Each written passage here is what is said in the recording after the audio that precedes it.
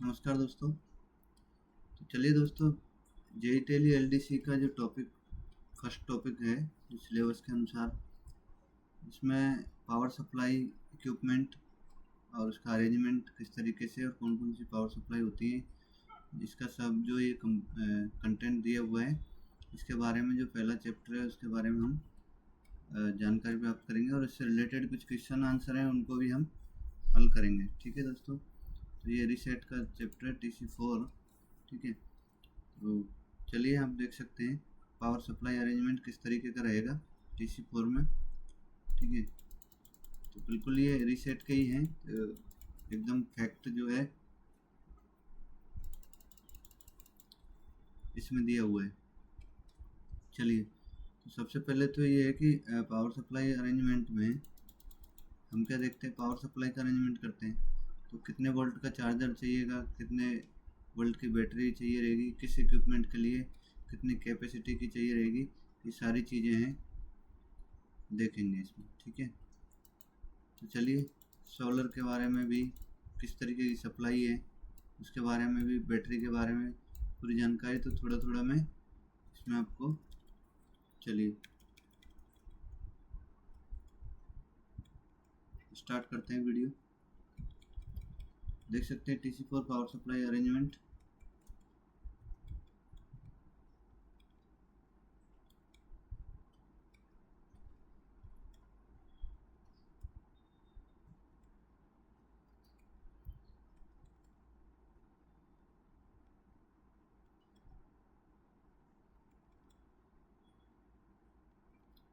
तो ये इंडेक्स में दिया हुआ है बहुत सारे, जैसे सबसे पहले फर्स्ट में दिया हुआ है सेल या बैटरी, उसके बारे में और उसके स्पेसिफिकेशन, उसमें क्या क्या पढ़ेंगे, जैसे classification of cells, primary cell, secondary cell, ये सब के बारे में थोड़ा थोड़ा हम नॉलेज लेते रहेंगे।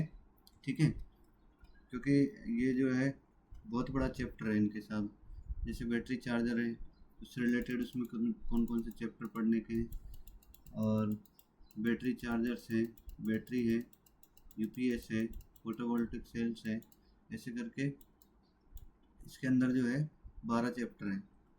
तो बहुत टाइम लग जाएगा, तो हम क्या है, वीडियो कम हो लेकिन हमको जो काम काम का नॉलेज है एग्जाम के टाइम पॉइंट ऑफ व्यू से, उसके बारे में। तो सबसे पहले हम क्लासिफिकेशन ऑफ सेल का क्लासिफिकेशन देखते हैं।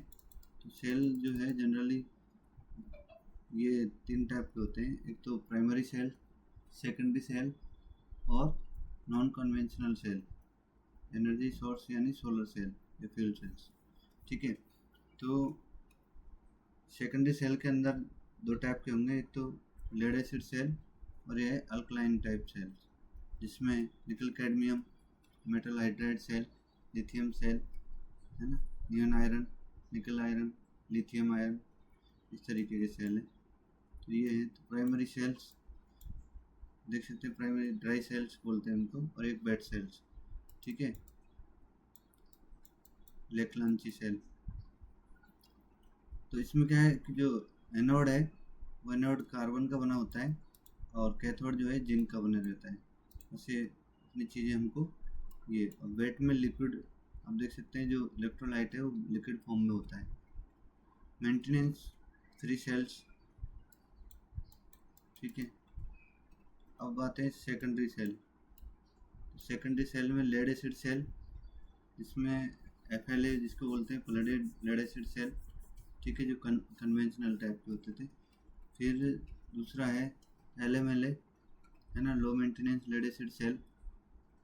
और अभी जो हम यूज करते हैं बरला बैटरी वाला, यानी बरला, तो ये valve regulated lead acid cell. ये इसके अंदर इलेक्ट्रोलाइट वगैरह या डिस्टिल वाटर की ज़रूरत नहीं पड़ती है दोस्तों, पहले जो यूज किए जाते थे माइक्रोवेव वगैरह में, तो ये जो है इस टाइप के फ्लडेड सेल यूज किए जाते थे, है ना, जिसमें इलेक्ट्रोलाइट बनाया जाता था। ठीक है, इसमें H2SO4 sulphuric acid plus distil water का सॉल्यूशन तैयार किया जाता था, तब जाके वो इलेक्ट्रोलाइट तैयार होता था। तो इस तरीके से बैटरी बनाई जाती थी, बट अभी इस टाइप की है नहीं, लेकिन सिलेबस में दिया है तो हमको पढ़ना पड़ेगा। फिर अल्कलाइन सेल जैसे मैंने बताया अभी, निकल cadmium cell, nickel metal hydride cell, ठीक है, nickel iron cell, silver zinc cell, ठीक है। फिर वोल्टेज ऑफ सेल, सेल के वोल्टेज हैं, जैसे यहाँ voltage of cell fully charge lead acid cell की बात करें तो 2.1 वोल्ट, ठीक है। उसके बाद में वोल्टेज ऑफ फुली चार्ज निकल कैडमियम या निकल मेटल हाइड्राइड की बात करें तो ये 1.3 वोल्ट होता है, ये फुली चार्ज की बात हो रही है, ठीक है। फिर चार्जिंग के दौरान सेल डिस्चार्जिंग, ये सारी चीज़ें, उसकी इफिशियंसी, ये उसके बाद में उसकी इफिशियंसी कितनी होती है, तो यहाँ पे आप जो है परसेंटेज ऑफ इफिशियंसी यानी कि ampere hour discharging and charge दोनों को डिवाइड करना है, वोल्ट एफिशिएंसी निकलना है, तो ये इस तरीके से, ठीक है। ये इसके क्या है सूत्र है। डेप्थ ऑफ डिस्चार्ज, तो अलग अलग के लिए तो आप देख सकते हैं यहाँ पे ये क्वेश्चंस पूछे जाते हैं, इंपॉर्टेंट है। लेड एसिड सेल के लिए 70% है, ठीक है, फ्लडेड सेल जो है, और LMLA के लिए 80% है, बरला के लिए 50% है, ठीक है। नेक्स्ट बैटरी का देखते हैं, तो देखिए ये जो बैटरी है, लेडेड सेल की बात हो रही है, लेड एसिड सेल, तो इसमें क्या है, लेड परऑक्साइड की जो एनोड परत होती है और कैथोड परत जो होती है वो स्पंजी लेड की होती है, ठीक है, PV, और डिल्यूट जो सल्फ्यूरिक एसिड है वो इलेक्ट्रोलाइट, ये H2SO4, ठीक है।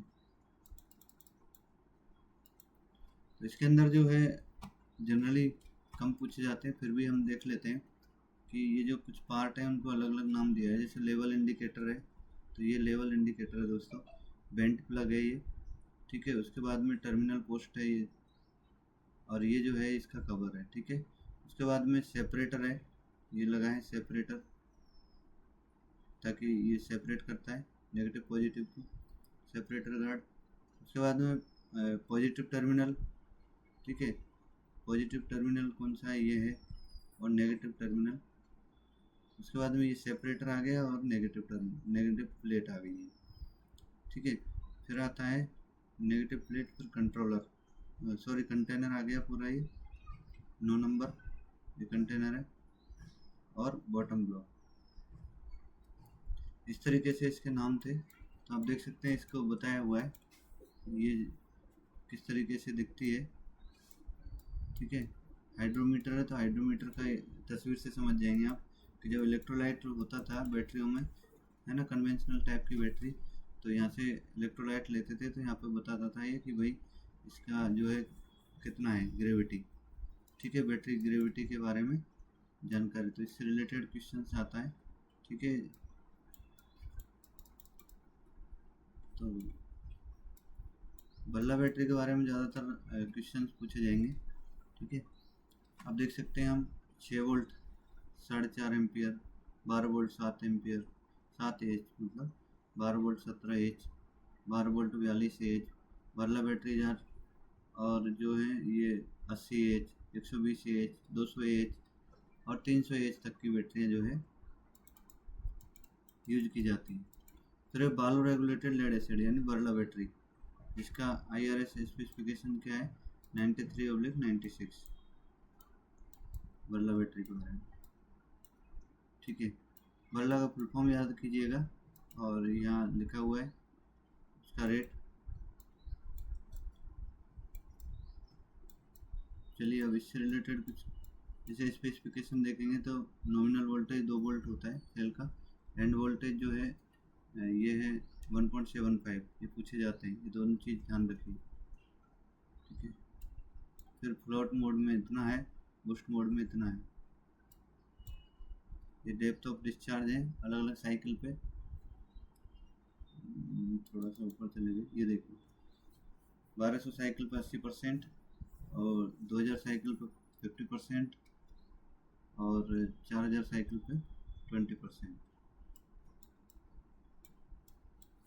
इस तरीके से है बर्ला बैटरी।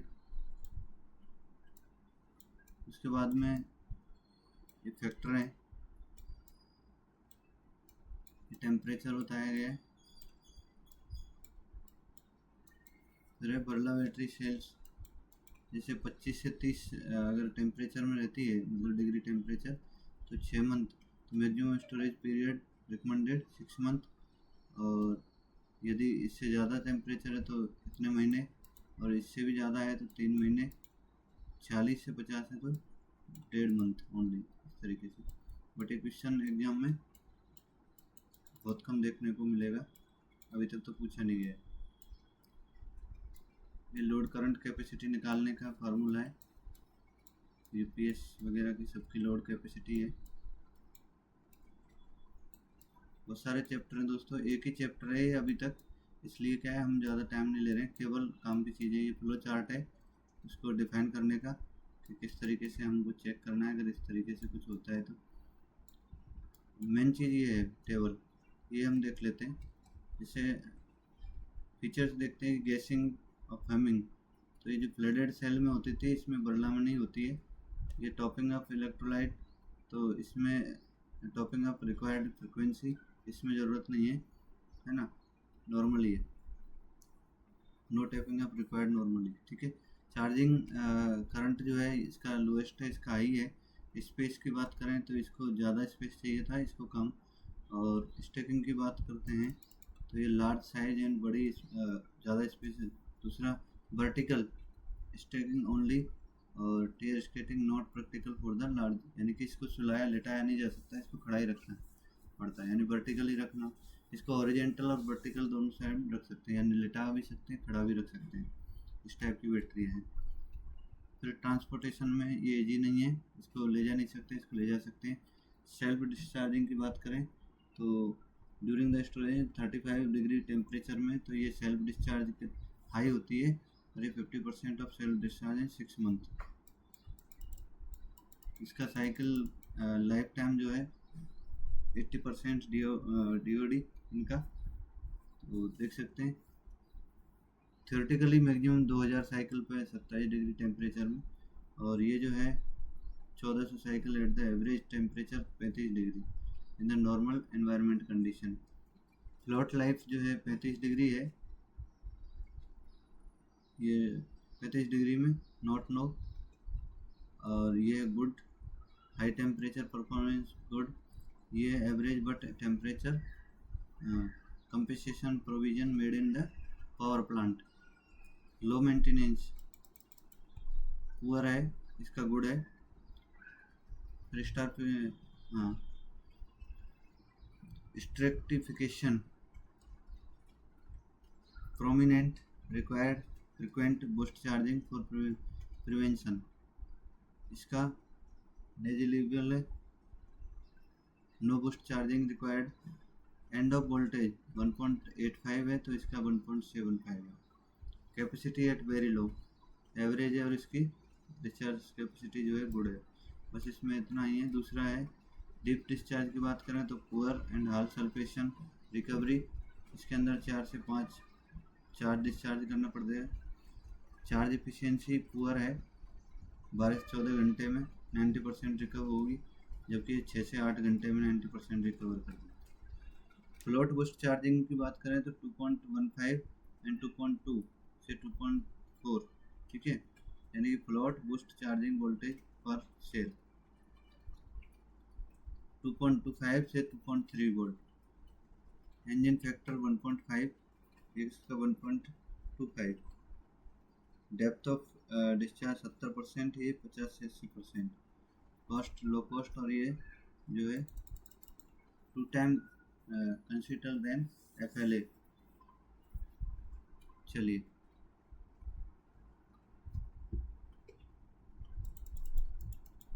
अल्कलाइन बैटरी के बारे में, ये इसका कैथोड और उसका वो है सूत्र है, फार्मूला है, किस तरीके से बना है यह बताया गया है सेल का। उसके बाद में उसके एडवांटेज हैं।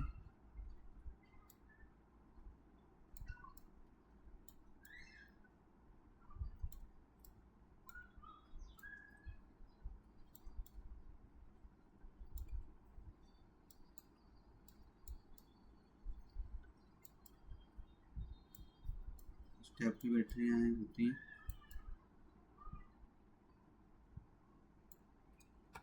ये कुछ ग्रेविटी है इन सेलों के लिए, तो आप देख सकते हैं यहाँ से। तो ज़्यादातर जो मैं बता देता हूँ क्वेश्चंस, तो यहाँ से हम देखते हैं ऑब्जेक्टिव टाइप क्वेश्चंस हैं कुछ।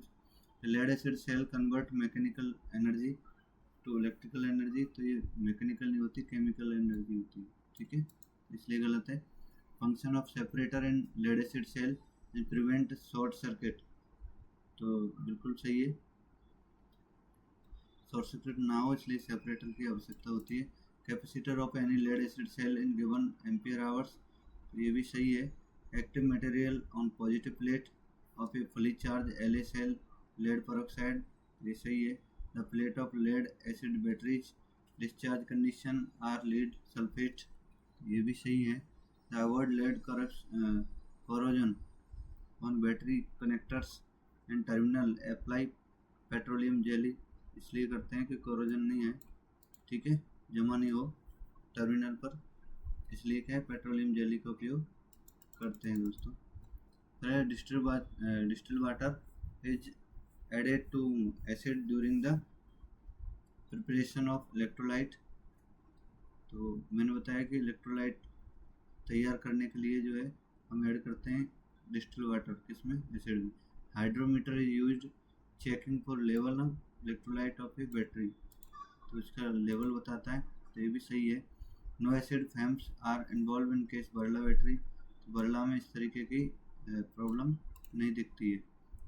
Every 8 degree centigrade rise in temperature, अगर 8 डिग्री सेंटीग्रेड बढ़ता है टेम्परेचर तो will cut battery life in half, तो जो बैटरी की लाइफ जो है आधी हो जाती है। Gel VRLA battery can deliver 800 से 1100 cycle at 50% depth of discharge and DOD 50% हो जाती है, तो बिल्कुल सही है। Self discharge of VRLA battery, तो इसमें जो है 1 से 3% दिया है, 1 से 2 से 3 नहीं, पर वीक, ये गलत है, पर मंथ है, ठीक है। स्पेसिफिक ग्रेविटी करेक्शन फैक्टर पर 1 डिग्री पर क्या है, 1 डिग्री 0.0007, तो ये सही है। VRLA battery work on gas recombination principle, तो ये भी सही है। The depth of discharge of LMLA battery 50%, तो LMLA का 70% है दोस्तों। Depth of discharge in VRLA battery, तो ये इसका 50% है बरला का, बट यहाँ पे सही दिया हुआ है, इसलिए दिया है क्योंकि हमने लिस्ट में देखा था 50 से 80 तक हो सकती है, इसलिए। Voltage of a fully charge rechargeable alkaline cell, fully charge पूछा है, फुल्ली चार्ज में 1.3 वोल्ट। द एक्टिव है ना, the active material on plus plate पर एंड निकल कैडमियम सेल इन निकल हाइड्रोक्साइड निकल हाइड्रोक्साइड, तो ये बिल्कुल सही है, ट्रू है। In nickel cadmium cell the plate grids are the made from sintering process, तो ये भी सही है। इसके बाद में आता है electrolyte used in case of nickel cadmium cell KOH, ये भी सही है। The end point voltage of nickel metal hydride cell 0.9, तो ये गलत है, ठीक है। End point voltage of the VRLA cell 1.75, तो ये भी सही है। तो इस तरीके से हमने ये एक चैप्टर ख़त्म किया है, ठीक है, बाकी सब्जेक्टिव टाइप है। अब आता है बैटरी चार्जिंग, थोड़ा थोड़ा समझ लेते हैं इसमें, ज़्यादा कुछ। बैटरी चार्जिंग में आप देख सकते हैं इस तरीके के जो है बैटरी का कनेक्शन किया गया है ना, plus minus plus series parallel में बताया गया है। देखो cells connected in series for charging के लिए सीरीज कनेक्शन बनाया है, देख सकते हैं। ये 2-2 वोल्ट के सेल जोड़े हैं, देखो 6 वोल्ट है, ये 4 वोल्ट है, ये 10 वोल्ट है, ठीक है। ऐसा करके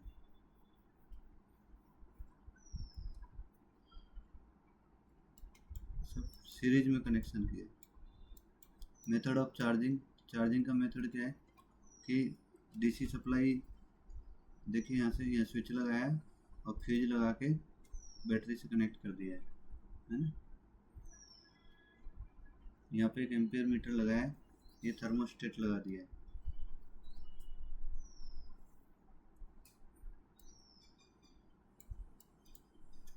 यहाँ देख सकते हैं आप, ये भी एक पैरेलल मेथड चार्जिंग का। पैरेलल में किस तरीके से देखिए, यहाँ पे स्विच लगा दिए, यहाँ फ्यूज कनेक्ट कर दिए, उसके बाद में सबको पैरेलल में जोड़ के ये बैटरियाँ हैं और यहाँ थर्मोस्टेट के तहत लगा दिए है ना। B3 battery 3, battery 1, battery 2, battery 3। यहाँ एक अरेंजमेंट किया है, typical constant potential charging installation. तो यहाँ देख सकते हैं डीसी पावर सप्लाई है ना, ये पैरेलल में अरेंजमेंट कर दिया है सबका। कांस्टेंट वोल्टेज, उसके बाद में चार्जिंग के मेथड है, आप देख सकते हैं डीसी पावर सप्लाई है जिसमें कनेक्ट किया है सर्किट को है ना। तो यहाँ पे ये सेल है दोनों को, फिर ये बैटरी बनाया है, बैटरी कनेक्ट किया है, यहाँ पे लोड कनेक्ट कर दिया है। ठीक है, यहाँ पे क्या है, बैटरी ऑन चार्ज, बैटरी क्या चार्ज हो रही है, यहाँ पे बैटरी डिस्चार्ज हो रही है। ठीक है, क्योंकि यहाँ पावर सप्लाई किसकी, चार्जर की डायरेक्ट दे दी है डीसी पावर सप्लाई।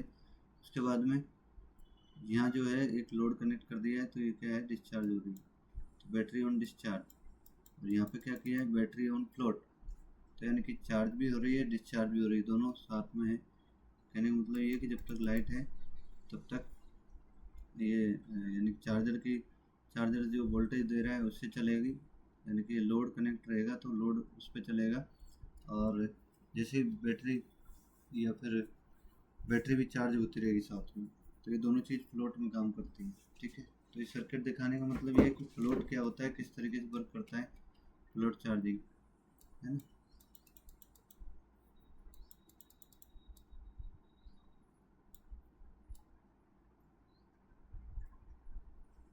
नेक्स्ट हम देखेंगे, इसमें कुछ पॉइंट जो मेन पॉइंट है वो हम देख रहे हैं दोस्तों। ठीक है, तो इससे रिलेटेड कुछ क्वेश्चन हैं, जैसे इन फ्लोट चार्जिंग पर सेल वोल्ट इज रेगुलेटेड, तो 2.15 वोल्ट से लेके 2.20 वोल्ट, तो ये गलत है, रॉन्ग है। Rate of trickle charging 1 milli ampere, तो ये सही है, 1 milli ampere. Boost charging is given fully charge battery, fully charge में बूस्ट चार्जिंग नहीं होता दोस्तों, बूस्ट चार्जिंग डिस्चार्ज में होता है। Equalising change charge is given to battery after 3 month, तो ये भी गलत है। Float charging is constant voltage charging, float charging constant voltage charging है, ये सही है। Constant current charging is used initial charging, तो ये बिल्कुल सही है। Constant current method is use charge Birla battery, तो ये गलत है।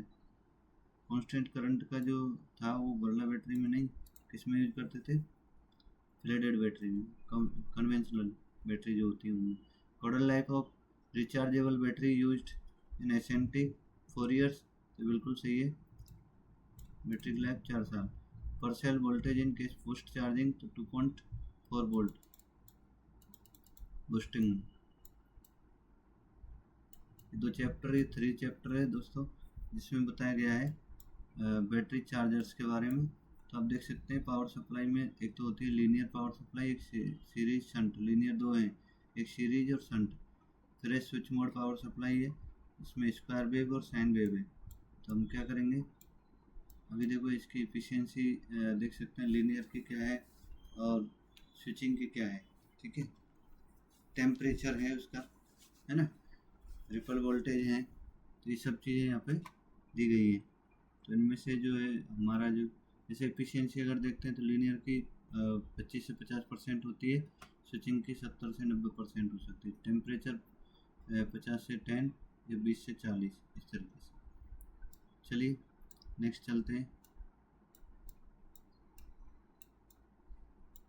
ये इसका एक सर्किट डायग्राम है सिंपल बैटरी चार्जर का, कि यहाँ जो है एक फ्यूज दिया है एसी सप्लाई के लिए, एसी सप्लाई दी है 230, यहाँ पे दोनों साइड में फ्यूज कनेक्ट कर दिए।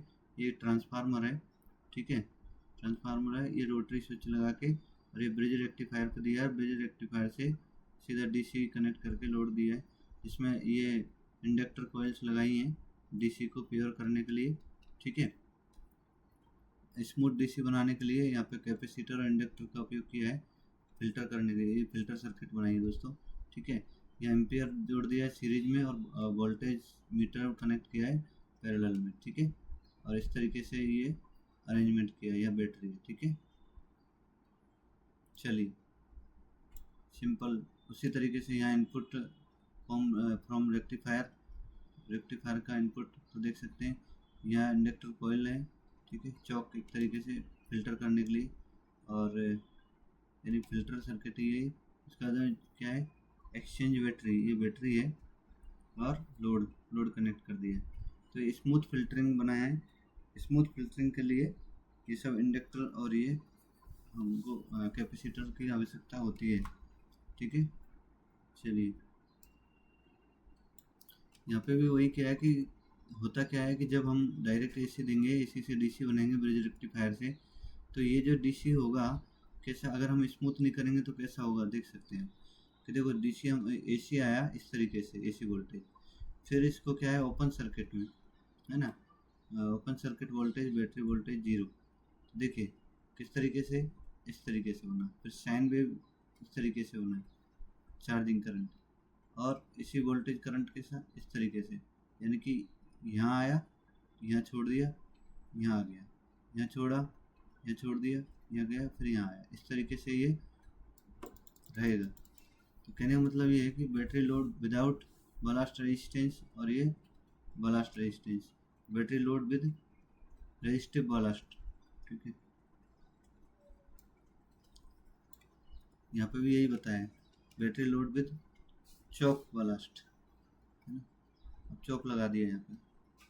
तो देखिए इसका कैसा हो गया, करंट जिसे यहाँ दिया था वैसा ही हो गया। तो इस तरीके से चौक की आवश्यकता होती है।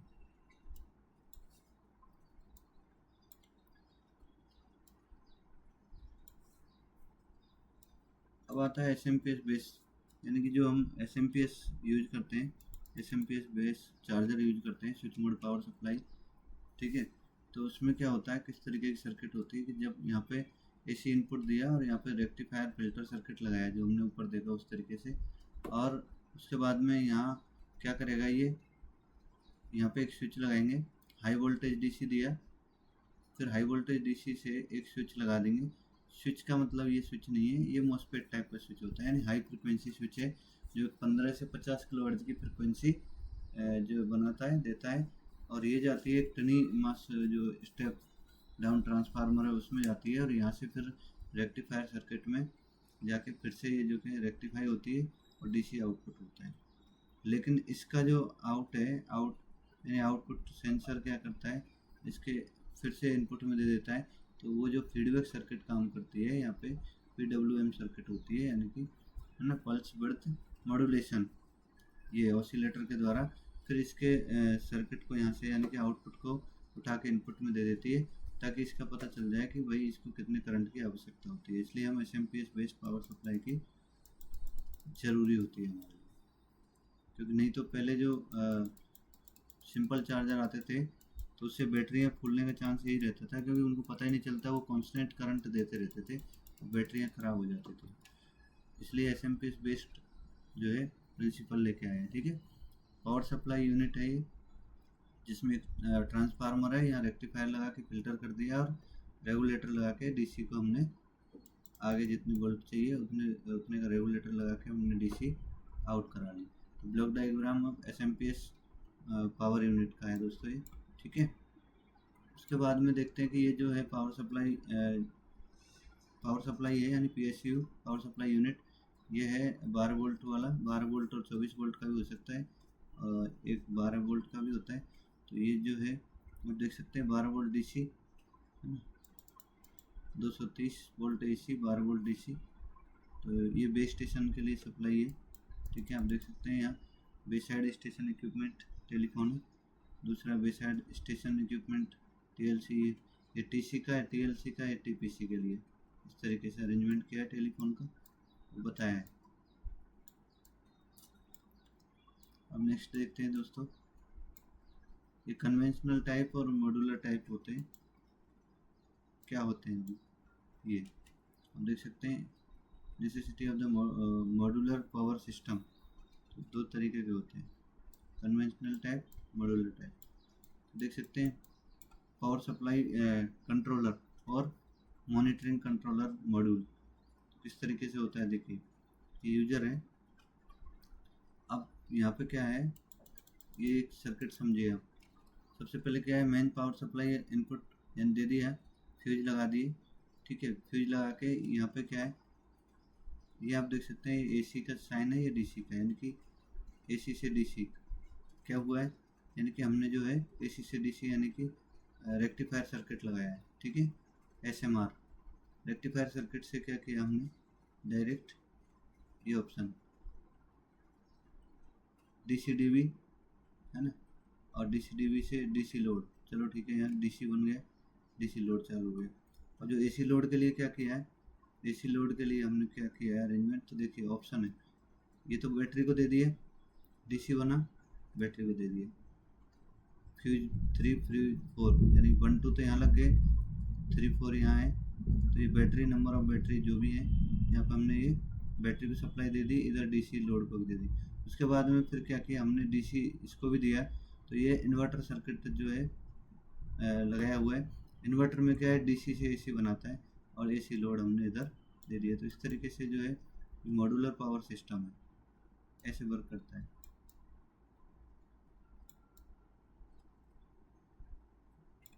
नेक्स्ट आप देख सकते हैं यहाँ पे जो है थोड़ा सा मैं ऊपर कर लेता हूँ, 48 volt SMPS power plant for the Indian railways telecom equipment RDSO specification 2399 version 4, ठीक है। तो ये देखो AC डिस्ट्रीब्यूशन क्या है, किस तरीके से एक LPD को दे दिया है और एक HBD को दे दिया है, ठीक है। अब ये LPD HBD क्या है, ये नीचे देख लीजिए, चलिए ये देख सकते हैं आप यहाँ पे।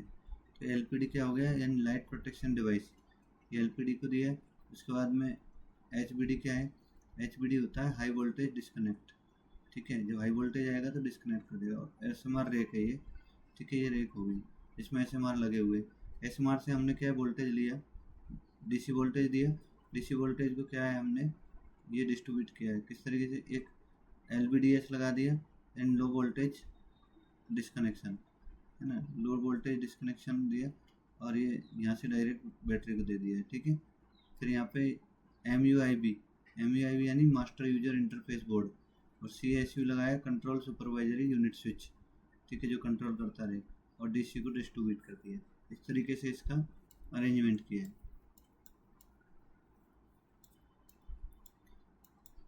ये नंबर ऑफ चार्जर्स, उसके करंट एम्पियर वगैरह बताए हुए हैं दोस्तों, ठीक है। अब मेन चीज़ है, इससे रिलेटेड बनने वाले क्वेश्चंस पे देखेंगे, और एक आध कुछ डायग्राम है उसके बारे में हम जानकारी प्राप्त करेंगे, ठीक है। क्योंकि मेन चीज़ें समझनी है हमको, बाकी चीज़ें आप कंफ्यूज हो जाओगे, क्योंकि कुछ चीज़ें ऐसी होती हैं। देखिए ये मेन चीज़ है कि हमारे जो कुछ इक्विपमेंट चलते हैं रेलवे के, किस तरीके से, जैसे नेम ऑफ इक्विपमेंट, तो जैसे 25 वाट VHF सेट है, 12 वोल्ट की DC सप्लाई पे चलता है और इसका करंट होता है 2 से 3 एम्पियर, ठीक है। BF रिपीटर जो थे वो 12 वोल्ट की सप्लाई और 500 मिली एम्पियर पर वर्क करते थे। गेट टेलीफोन एक 12 वोल्ट और 24 वोल्ट जो कि 100 से 500 मिली एम्पियर या 1 मिली एम्पियर तक काम करते हैं, ठीक है, यानी वर्क करते हैं, वर्किंग वोल्टेज। दूसरा है बेस स्टेशन कंट्रोल टेलीफोन जो है 12 वोल्ट पे और 100 मिली एम्पियर। मैग्नेटो टेलीफोन है जो 3 से 6 वोल्ट यानी 50 मिली एम्पियर। और STM4 1 या 4 वेबसी इक्विपमेंट है, वो 3 एम्पियर 40 से 60 वोल्ट पे वर्क करते हैं। दूसरा PDMux 36 से 72 वोल्ट जो 2 एम्पियर पर काम करते हैं। और राउटर जो है 12 वोल्ट 3 एम्पियर। स्विच जो है 12 वोल्ट और 2 एम्पियर पे काम करता है। ठीक है, चलिए दोस्तों, आप देख सकते हैं एक सर्किट है, यहाँ पे डायग्राम बनाया हुआ है, टेलीकॉम इंटीग्रेटेड पावर सप्लाई।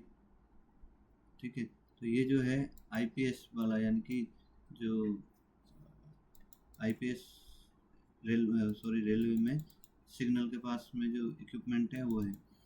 ठीक है, उनका डायग्राम है, उसके लिए है। तो चलिए, in a simple battery charger high voltage AC converted to required DC voltage by using the bridge rectifier. तो ये बिल्कुल सही है। ठीक है, ये बोल रहे हैं कि in a simple battery charger high voltage AC is convert, यानी एसी को कन्वर्ट करता है required DC voltage by using bridge rectifier, जिसमें ब्रिज रेक्टिफायर का यूज किया जाता है। दूसरा है ripple voltage DC output charger battery should be less than 5% से कम होना चाहिए। The purpose of western railway relay is simple battery charger is preventing recharge of battery through the bleeder register when the man is of. तो ये सही है, ये अभी जो डायग्राम बताया वो इसी का ही था, रिले। ठीक है, battery reverse protection is provided PSC module, तो ये भी सही है। दूसरा, ये operating frequency SMPS is lower than 20 kilohertz, तो ये गलत है ये। ठीक है, उसके बाद में in SMPS is active device operate always is situation, तो ये भी गलत है। In efficiency of linear type battery charger is more than SMPS battery charger, तो ये भी गलत है दोस्तों। ठीक है, अब बात करते हैं कि the float voltage of the SMPS battery charger is set at 2.25 per cell, है ना। तो ये एसएमपीएस में पूछा है बैटरी चार्जर, तो ये पर सेल 2.25 पर सेल होता है, तो ये सही है। बूस्ट चार्जिंग में 2.3, ठीक है, ये भी सही है। आगे है 50 एम्पियर नंबर ऑफ 1 प्लस, ठीक है। एसएमपीएस बैटरी चार्जर है 3 नंबर्स। एफआरएफसी का मतलब है फ्लोट रेक्टिफायर कम बूस्ट चार्जर, यानी कि फ्लोट कम बूस्ट चार्जर। ठीक है, एक होता है फ्लोट चार्जर, एक boost charger of the 25 ampere, तो ये भी सही है। Deeper in battery is discharge lesser the life of the battery become, तो ये भी सही है दोस्तों। ठीक है, अब देखते हैं दोस्तों, ये चैप्टर 4 में ये दिया है अनइंटरप्टेड पावर सप्लाई, यानी कि यूपीएस की पावर सप्लाई सिस्टम के बारे में बताया गया था। तो आप देख सकते हैं यहाँ पे लाइन वोल्टेज फ्लक्चुएशन, लाइन में वोल्टेज फ्लक्चुएशन होता है, तो उसके लिए इसका उपयोग किया जाता है। ठीक है, तो low line voltage supply lost of more than the few milli seconds, अगर सप्लाई लॉस्ट हो जाती है कुछ सेकंड के लिए तो भी इस तरीके का इंटरप्शन आ जाता है। तो सप्लाई फेलियर या ये सब चीज़ें नहीं हो, इसके लिए हम क्या, यूपीएस प्रोड्यूस साइन वेव। देखिए यूपीएस जो है साइन वेव या quasi sine wave output by taking the DC input, है ना। The regulation of output voltage and done by the pulse width modulation principle पे वर्क करता है, पीडब्ल्यूएम पे। टाइप ऑफ यूपीएस तो दो है, एक ऑनलाइन यूपीएस और एक ऑफलाइन यूपीएस, और लाइन इंटरेक्टिव यूपीएस। 3 टाइप के यूपीएस जो है बताए गए। किस तरीके से हम केवल सर्किट से पता करेंगे इनका, block diagram of the online UPS. Online UPS का ब्लॉक डायग्राम किस तरीके का है बताएं कि यहाँ से अपने एसी इनपुट दिया, एसी इनपुट मेन ट्रांसफार्मर में गया T1, ट्रांसफार्मर से बैटरी चार्जर रेक्टिफायर सर्किट में गया और वहाँ से डीसी बना, डीसी से हमने क्या किया, बैटरी को दे दिया और फिर वहीं से डीसी इन्वर्टर को दे दिया। ठीक है, डीसी इन्वर्टर को भी दे दिया और बैटरी, अब यानी दोनों कनेक्ट है एक जगह से, यानी कि बैटरी, अगर बैटरी को पावर सप्लाई जब जैसे इधर की कटेगी तो बैटरी से इसको मिलती रहेगी, यानी कि ये जो है पावर सप्लाई इसको कंटिन्यू मिल रही है इन्वर्टर को, तो इन्वर्टर चालू है। ठीक है, और यहाँ से हमने क्या है, ये इन्वर्टर से क्या एसी निकला और एसी को हमने जो है आउटपुट में दे दिया लोड, यहाँ पे एक ट्रांसफार्मर लगा के। तो ये था उनका कौन सा, ब्लॉक डायग्राम ऑनलाइन यूपीएस का। उसके बाद में ऑफलाइन यूपीएस की बात करते हैं। ये ऑफलाइन यूपीएस का है, इसमें क्या है, एसी चार्ज एसी को क्या किया, अभी यहाँ पे जो वहाँ और इसमें क्या अंतर है, क्योंकि हमने जो एसी है वो डायरेक्ट नहीं दिया, ठीक है। यहाँ पे एसी एक तो डायरेक्ट है यानी बाईपास है, यहाँ वहाँ बाईपास नहीं किया था, यहाँ बाईपास किया है, यानी कि यहाँ एक ट्रांसफार्मर में लिया, उसके बाद में बैटरी चार्जर में दिया, और बैटरी चार्जर से वही कनेक्ट कर दिया उसी टाइप से, और यहाँ से फिर इन्वर्टर। लेकिन क्या होगा कि यहाँ पे जैसे ये छोड़ेगा तो कुछ मिली सेकंड का जो है इसमें इंटरप्शन आएगा, ठीक है, लेकिन वो स्विच हो जाएगा। तो ये ऑफलाइन यूपीएस का ही है। अब देख सकते हैं इन्वर्टर सर्किट है, और यहाँ से इन्वर्टर को डीसी मिला, डीसी से एसी निकाला और एसी दिया ट्रांसफार्मर में, और यहाँ से एसी स्विच कर दिया, ठीक है, ये एसी स्विच से ऑन कर दिया। तो और ये जो है इमरजेंसी के लिए है, बाईपास के लिए, ठीक है। उसके बाद में ये सर्किट समझेंगे हम। इस सर्किट में क्या है, एसी वोल्टेज दिया, ठीक है, एसी वोल्टेज दिया नॉमिनल नॉर्मल ट्रिपल चार्ज, क्या है डायरेक्ट दे दिया लोड को। फिर क्या किया है, यहाँ से क्या है रेक्टिफायर सर्किट, ये एसी से क्या है एसी दिया, रेक्टिफायर सर्किट बनाया और डीसी को चार्ज किया, ठीक है। और यहीं इसी जगह पे इन्वर्टर सर्किट लगाया, यानी कि जैसे ही होगा तो ये एसी भी देना चालू हो जाएगा। कहने का मतलब ये है कि ये जो है सेपरेट कर दिया।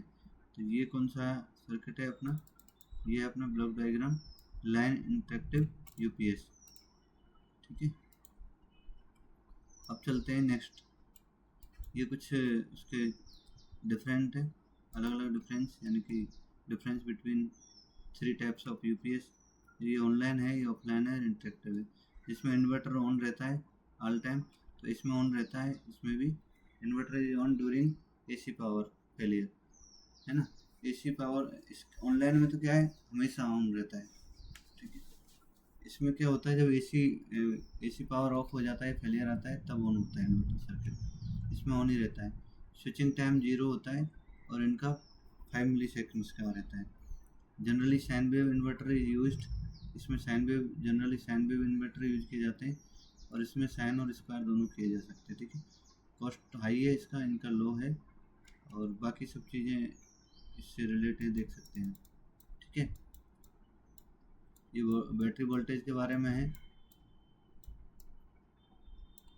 चलिए आगे चलते हैं हम।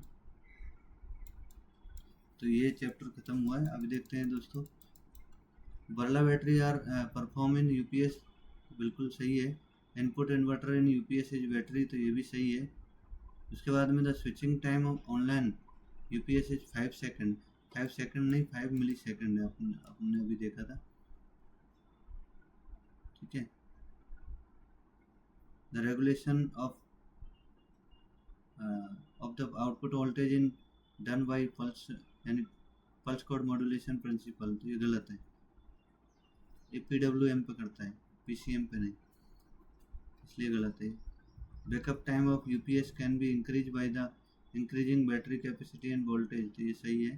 The number of transformer required in line interactive UPS is 2, तो ये गलत है। The number of transformer available offline UPS is 2, तो ये सही है।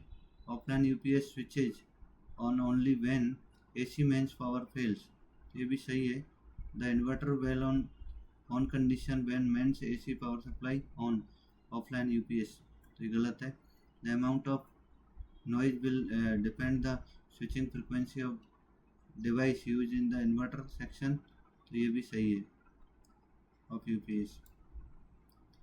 अब नेक्स्ट है छठा चैप्टर है दोस्तों, इसमें फोटोवोल्टिक यानी कि generation of the electric solar cell, तो सोलर सेल के बारे में बताया गया है। तो सोलर सेल में ये फोटो वोल्टिक सेल कहलाता है, मतलब, ठीक है, ये ध्यान रखने का। दूसरी चीज़ है, चलिए, ये इस टाइप के होते हैं, ठीक है, सोलर सेल। ये आप देख सकते हैं फोटोवोल्टिक सेल, इसको पीवी से इंडिकेट, पीवी यानी कि फोटोवोल्टिक, ठीक है। ये पैनल बनाई हुई है, इस टाइप का सेल होता है। उसके बाद में ये देखो, ये जोड़े हुए है ना, इस सेल को किस तरीके से, यहाँ पे देखिए फोटोवोल्टिक कन्वर्जन एरे।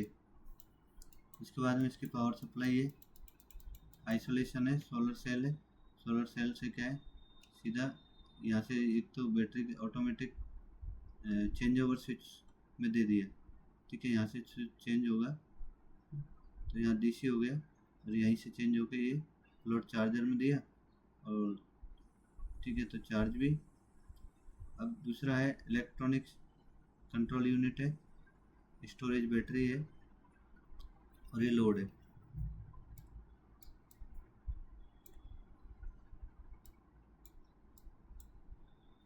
इस तरीके से यहाँ पे भी बनाया हुआ है उसी के सोलर मॉड्यूल वगैरह। वेब्स इक्विपमेंट जो है अपने रेलवे के लिए किस तरीके से अरेंजमेंट है, ये इसका स्पेसिफिकेशन है, आप देख सकते हैं।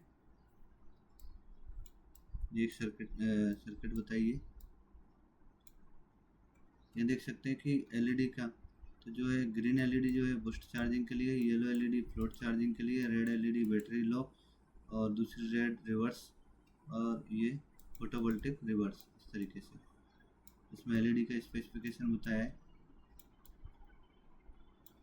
इस तरीके का एक पैनल तैयार किया है, सोलर पैनल इंस्टॉलेशन किस तरीके से होता है वो बताया है, ठीक है। उसके बाद में यहाँ पे स्केच से बताया showing the panel height, panel की हाइट कितनी होनी चाहिए, स्पेसिंग बिटवीन एडजस्टमेंट रो, है ना, एंड एंगल ऑफ टिल्ट, उनके बीच में रो और एंगल किस तरीके का होना चाहिए वो बताया गया है। नीचे इसका फोटो दिया है। अब देखते हैं solar cell convert light into the electrical energy and voltage of each solar cell is 1 volt, तो ये गलत है। Solar cell are made from the semiconductor material, ऊपर तो बोला गया है कि सेमीकंडक्टर मटेरियल है, लेकिन यहाँ पे आंसर में गलत दिया है दोस्तों, ठीक है, तो ये थोड़ा सा देख लेना। Silicon solar cell delivered maximum efficiency when radiation strike and right angle, तो ये सही है, क्योंकि सिलिकॉन जो है, सिलिकॉन भी एक क्या सेमीकंडक्टर मटेरियल है, तो यहाँ पे जबकि गलत बताया है। Solar cell are to be connected in series parallel, तो सीरीज या पैरेलल दोनों में हम जोड़ सकते हैं, ठीक है। दूसरा है falling of dust snow decreases the solar arrow efficiency of conversion, तो ये गलत है, कोई फ़र्क नहीं पड़ेगा। दूसरा है solar cell operate PN junction principle, तो ये सही है। The electric current is generated from a solar cell by the movement of electrons on holes, तो ये बिल्कुल सही है, इलेक्ट्रॉन्स और होल के मूवमेंट से ही जो है करंट जनरेट होता है। अब 6 जो है इसमें देखते हैं सेफ्टी प्रिकॉशन दिया है पावर सप्लाई अरेंजमेंट करते समय, और लोड कैलकुलेशन किस तरीके से करना है, तो ये देख सकते हैं। बस ये उसका वो दे दिया है कि किस तरीके से क्या रहेगा उसका परसेंटेज डीओडी, जो हम ऊपर पढ़े हैं वही है, ठीक है, ऊपर पढ़ चुके हैं इसके बारे में। ये लोड कैलकुलेशन दिया है दोस्तों, ठीक है, तो मैं एक का बता देता हूँ आपको, उसके बाद में आप देख लेना किस तरीके से। तो देखिए ये कुछ पहले डायग्राम समझा देते हैं आपको, है ना। Power supply arrangement to the electronic exchange है इसकी पावर सप्लाई के बारे में। तो यहाँ पे देखिए एसी आया स्टेबलाइजर से 230 लिया हमने, ताकि वेरी नहीं करे, इसलिए हमने स्टेबलाइजर की मतलब अरेंजमेंट किया है। दूसरा है बैटरी चार्जर लगा दिए और यहाँ से डीसी वोल्ट ले और बैटरी के अंदर दे दिया, और साथ में ही जो है हमने एक्सचेंज को दे दिया, यानी लोड। किस तरीके से लोड कैलकुलेट किया है, तो मान चलो हमारा जो ये 128 पॉइंट का जो सी डॉट एक्सचेंज है, ये 5 एम्पियर लोड है उसका, और बैटरी करंट है 8 एम्पियर, ठीक है। तो नॉर्मल बैटरी करंट 8 एम्पियर, तो टोटल कितना हुआ 13 एम्पियर। आप चार्जर के किस तरीके से करेंगे इसका, तो देखिए, तो 48 volt DC plus minus 10% this the provided in battery 48 volt DC and 24 volt cell connected series में 24 वोल्ट कनेक्ट करके हम जो है डीसी वोल्ट बनाते हैं, कितना 48 वोल्ट डीसी। अब आता है कि सिलेक्शन बैटरी का सिलेक्शन कैसे करें, सबसे पहले तो फिर चार्जर का सिलेक्शन करेंगे। तो सबसे पहले क्या है कि सी यानी कि करंट रिक्वायर्ड, तो required capacity of the cell ये हमको निकालनी है। तो क्या करना है, सबसे पहले load current and back time required, load current और उसका टाइमिंग, फिर डेप्थ ऑफ डिस्चार्ज परमिटेड जो भी है। तो देखिए लोड करंट कितना है 5 एम्पियर एक्सचेंज का, ठीक है, और बैकअप टाइम कितना होता है, 10 आवर्स हमेशा हम रखते हैं, ठीक है। उसके बाद में RDS स्पेसिफिकेशन के आधार पर डेथ यानी कि डेथ ऑफ डिस्चार्ज जो है 50% रखा है बैटरी का मैक्सिमम, ठीक है। तो कितना हुआ इसका डबल, यानी कि ये हो गया कितना 50% यानी कि 100 एच 100 एच 100 एच का मतलब है कि अब 100 एच की चाहिए। चलो ठीक है, ये तो इसका हो गया बैटरी का सिलेक्शन। अब चार्जर का सिलेक्शन, तो करंट रेटिंग कैसे पता करेंगे, देखिए the current rate calculated from battery capacity, rating of the charger required to put battery under voltage charging, देखिए C/10 इंटू 2.5 है ना। तो अब देखिए ये 100 एच की बैटरी है, तो 100 यानी C की जगह 100 आ गया, और 10 बाई इतने से मल्टीप्लाई करेंगे तो ये जो रेटिंग है वो निकल के आ जाएगी, है ना। C/10 का कितना होता है 2.5 गुना। तो ये हमारा जो चार्जर है वो 25 एम्पियर का चार्जर की आवश्यकता होगी, ठीक है। ये आप देख सकते हैं। अब है लोड कैलकुलेट। अब देखिए एक जगह का लोड कैलकुलेट यानी रीसेट का लोड कैलकुलेट करा है ना, टेलीफोन एक्सचेंज का। तो किस तरीके से, देखिए C एक्सचेंज का जो करंट है वो 5 एम्पियर है, 48 वोल्ट DC बैटरी है ना ये। उसके बाद में कोरल एक्सचेंज का है 8 एम्पियर, 8 5 13 एम्पियर हो गया, 13 एम्पियर। उसके बाद में कैपेसिटी ऑफ बैटरी, तो बैटरी कैपेसिटी 130 एच की होगी, है ना। उसके बाद में 50% ये तो कितना हुआ 130 इंटू 2, तो 260 एच की, ठीक है। तो 260 की आती नहीं है, तो हम क्या क्या करते हैं, हम जो है 300 एच की, है ना, क्योंकि इसका डबल करेंगे अपन, कितना हो गया 300, 300 इंटू 10 बाई 75 एम्पियर निकल गया।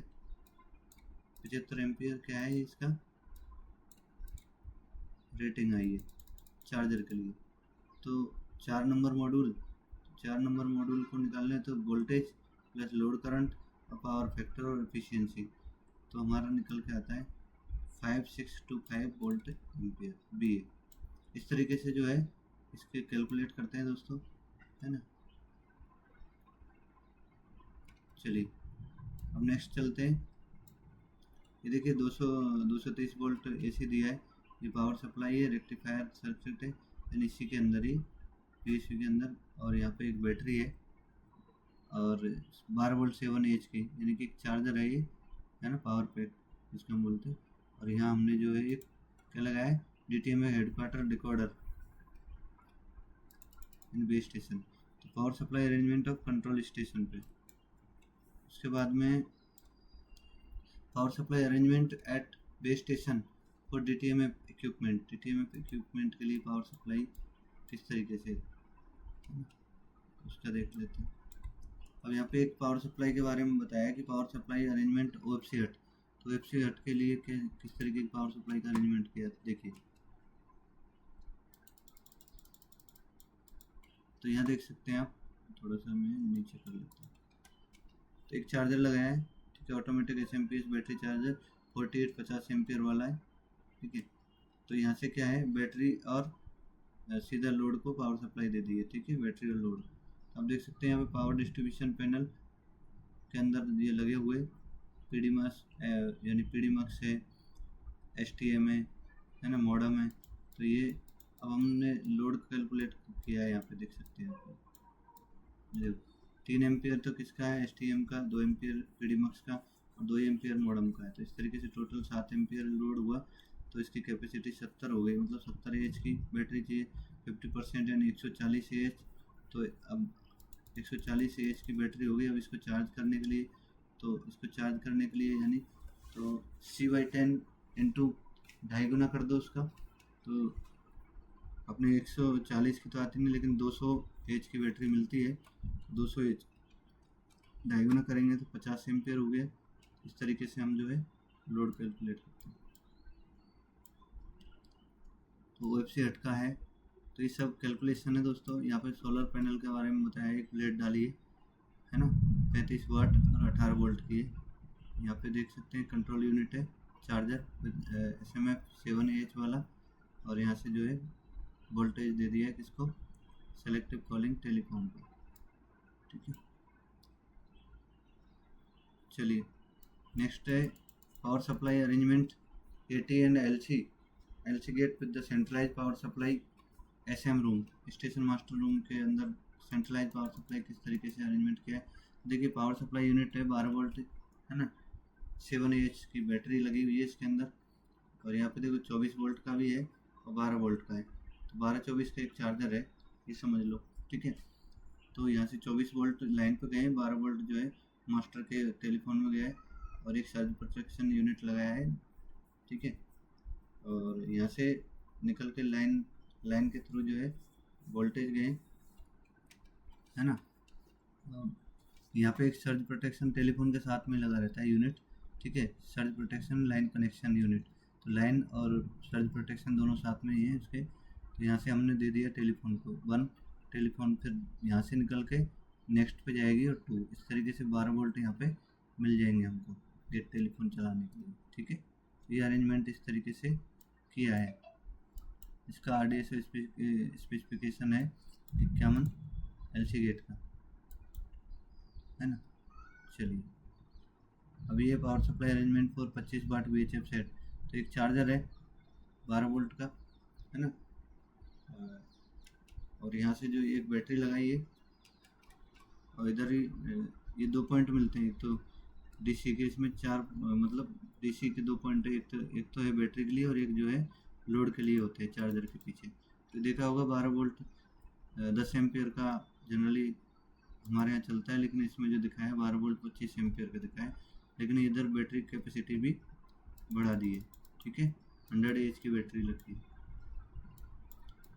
लोड कैलकुलेट किया है इसका, है ना। पावर सप्लाई अरेंजमेंट GSMR का क्या है, देखिए इसके अंदर पैनल के अंदर GSMR इक्विपमेंट लगे हुए हैं, तो इन सबका लोड कैलकुलेट किया है। ठीक है, उसे में लगाने का तरीका, तो इसमें कुछ जो बेस स्टेशन लगे हुए हैं उनका, है ना, तो टोटली इतने वाट होते हैं, तो इतने वाट के लिए इस तरीके से कैलकुलेट किया है। आप देख सकते हैं, कर सकते हैं एक बार। ठीक है, प्रैक्टिकली करोगे तभी आएगा, क्योंकि ये कैलकुलेट करने की चीज़ क्या है, समझने वाली चीज़ मैंने समझा दी है, कैलकुलेट आपको खुद को करना पड़ेगा। अब जैसे through data logger network, through comcom marks, उसका डेक कार्ड, थ्रू STM, है ना, ये through the data logger network, ये कार्ड दिखाया है उसका। इसमें बताया कि ये जो होता है नॉर्मली एक रिले लगी हैं सारी। ठीक है, इसमें बताया नॉर्मली क्लोज रहता है ये पॉइंट, ये जो नॉर्मली क्लोज्ड ये कॉमन है और ये नॉर्मली ओपन है। ये DC कन्वर्टर जो रिले रूम वगैरह में लगता है। ठीक है, सिग्नल में यूज होता है। Card CC4 mounted at RHS from point side है, सिग्नल में यूज होते होंगे जनरली, है ना। सर्किट है STM NMS, ये पॉइंट है, देखिए STM NMS का पोर्ट है, ये यहाँ से एक्सेस किया है। ये कुछ क्रिटिकल अलार्म है, AC फेल्स हुआ तो क्रिटिकल अलार्म, एक्सटर्नल अलार्म है, कुछ लॉस ऑफ सिग्नल के लिए क्रिटिकल अलार्म है। किस किस का है ऑब्जेक्ट ये रहेंगे। दूसरा है far and client signal failure आता है तो मेजर अलार्म। ठीक है, इस तरीके से। चलिए नेक्स्ट चलते हैं,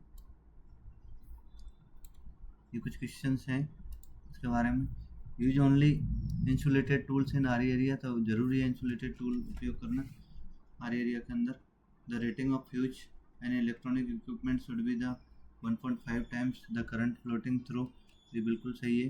the current bank to battery bank are used in charge discharge system of working, तो ये भी सही है। All power supply system must be properly earth होनी चाहिए। Rating charge required put the battery under normal charging can be calculated by formula C/10 × 2.5 गुना उसका। ठीक है, 2.5, ये भी सही है। इन telephone exchange 2 battery banks prepared, ये भी ठीक है। Minimum diameter of earth connecting wire should be the 10 square mm, तो ये भी सही है दोस्तों। Electronic exchange works on 48 volt DC, तो ये भी ठीक है, सही है।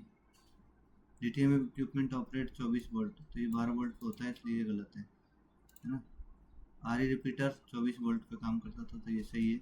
At station 25 watt VHF set is use, तो सही है बिल्कुल। नेक्स्ट अपना सारे जो है ये डीजल जनरेटर है, ठीक है।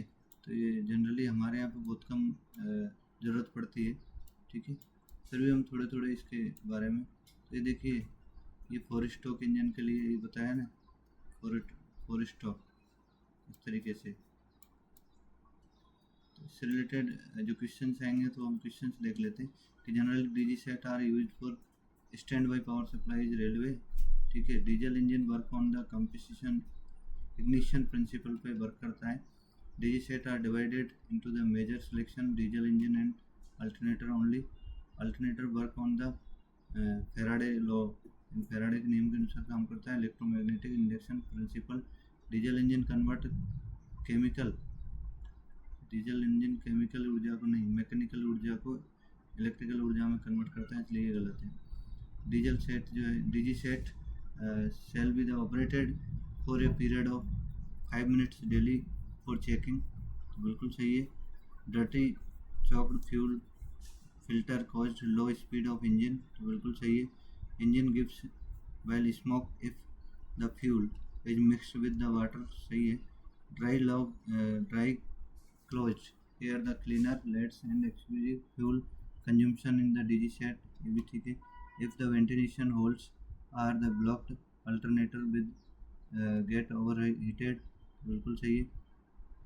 air and fuel not cause starting trouble, the RPM the DG set DG must be set the 1500 when the main frequency is 50 cycles। अब आता है 8वां चैप्टर। तो 8वें चैप्टर में जो है फायर अलार्म के फायर के लिए बताया गया है कि उससे प्रिकॉशन कैसे रखना है फायर के लिए, है ना। तो automatic fire detection and the alarm system, उसके बारे में बताया गया है। तो केवल इससे रिलेटेड हम थोड़ी थोड़ी जानकारी लेंगे। फायर अलार्म कंट्रोल यूनिट, इसका फायर अलार्म ये फुल फॉर्म है, फायर अलार्म कंट्रोल यूनिट। उसके बाद में ये देखो ये एक बार इटारसी में हुआ था, है ना, 2015 में, तब बहुत सारा नुकसान हुआ। इंडिया बिगेस्ट ट्रांसपोर्ट क्राइसिस, ठीक है। तो ये देख सकते हैं automatic fire detection and alarm system AFDAS control room, ये पैनल कहाँ कहाँ क्या है वो सब चीज़ें ज़रूरत पड़ती है, तो आपको ये चीज़ें पता ही होगा और आप पढ़ सकते हैं, जैसे देख सकते हैं वीडियो पॉज करके, क्योंकि वीडियो काफ़ी लंबी हो जाती है। अगर मैं ये सारी चीज़ें पढ़ने लगूँगा बहुत टाइम हो जाएगा। ये जो है ये डिटेक्टर है, मल्टी क्राइटेरिया डिटेक्टर, ये अलार्म, ठीक है। तो ये इंडिकेशन देता है। स्मोक डिटेक्टर, ठीक है, ये इंस्पायर डिटेक्टर है।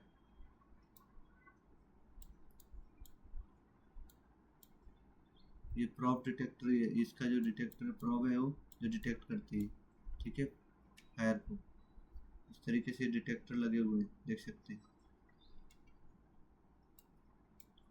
है ना। UV flame, UV and IR flame detector, उसकी सर्किट है, ये किस तरीके से डिजाइन की है। और यहाँ देख सकते हैं कैसे किस तरीके से जो है इसका जो RDS स्पेसिफिकेशन है डिटेक्टर का, है ना, वो 217/2018 वर्जन 2.0 है, जिसमें यहाँ पे ये स्ट्रोक बताएं, स्ट्रोक, और ये मल्टी सेंसर डिटेक्टर है, MCP है, ठीक है। ये कंट्रोल मॉड्यूल है ना, इस तरीके से। और ये जो है साउंडर है, जब बीप बजाएगा या आवाज़ करेंगे, ठीक है, बजर बजना चालू हो जाएगा एक तरीके से। फिर fire alarm networking RDSO specification 2017-18 यानी कि 2018 217/2018 वर्जन 2। तो ये नेटवर्क से भी कनेक्टिविटी दे रखी है इसके, ठीक है। जैसे यहाँ पे स्टेशन ए, स्टेशन बी, स्टेशन एक्स जितने भी है, तो ये एक सर्किट तैयार करिए। तो रेलवे लेन है ना, टीसीपी आईपी नेटवर्क के थ्रू, तो यहाँ से मॉनिटरिंग भी होता रहता है, स्टेशन लेवल ग्राफिकल डिस्प्ले, तो वहाँ पर सब पता रहता है। उसके बाद में अनेक्सर 1 में कुछ दिया है ना, गाइडलाइन दी है किस तरीके से आपको करना है चीज़ें, सबके बारे में गाइडलाइन दी है। गाइडलाइन आप पढ़ लीजिएगा वीडियो पॉज करके। तो हम अब आता है एब्रीविएशन ऑफ, ठीक है, इसके बारे में जो भी इक्विपमेंट है उसके बारे में एसी एक्रोनॉमिस। तो ए मतलब एम्पियर, एसी मतलब अल्टरनेट करंट, एजी मतलब सिल्वर जीएम, जीएम मतलब हाँ एब्सोर्डेड ग्लास मेट। उसके बाद में आता है एच एम्पियर आवर, एएमएफ मतलब automatic mains failure, NH4Cl ammonium chloride, BDC bottom dead centre, BHF BHP brake horse power, है ना, DC direct current, DOD depth of discharge, DPDT double pole double throw, DPST double pole single throw, DSCA distribution switching control alarm arrangement, DTMF dual tone multi frequency, ECB end cell voltage, ECB end cell voltage, EMF electromotive force, FLA flooded lead acid, FRFC float rectifier cum float charger, FRBC float rectifier cum float charger boost charger, GE germanium, GA gallium, H2O water, H2SO4 sulphuric acid, KHZ kilohertz, KOH potassium hydroxide, KB kilowatt kilovolt, KBA kilovolt ampere, KW kilowatt, ITU international telecommunication union, LED light emitting diode, LION lithium ion, LMLA low maintenance lead acids, MnO2 manganese dioxide, MCB miniature circuit breaker, MFD मैनक्रॉफ्ट microfarad, MFD मतलब microfarad, capacitor की इकाई है ये microfarad, MH milli henry, MOSFET metal oxide semiconductor field effect transistor, NICD nickel cadmium, NIMH nickel metal hydride, NIOH nickel hydroxide,